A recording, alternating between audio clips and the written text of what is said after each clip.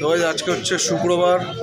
প্রথম কথা, আজকে কৌশিকী অমাবস্যা আছে, প্রচুর লোক পুজো দিতে হবে তারাপীঠে, আর অনেকের বাড়িতে পুজো হবে। তো বাজার একটু ডাউন, মোটামুটি 11:30 বাজে, বাজার খালি, প্রায় খালি, আর লোক নেই সেরকম কেউ। অল্প কিছু মাছ পড়ে আছে এখানে, দুটো কাতলা, একটা চারা, এই যে দুটো কাতলা ভাই, ছোট ছোট কাতলা, খুব জোর হলে 300-400 করে ওয়েট হবে।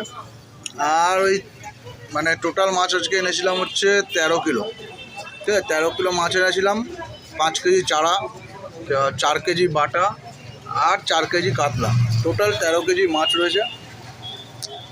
মেন হচ্ছে ওয়েদারটা খুব খারাপ ভাই, ওয়েদার দেখো,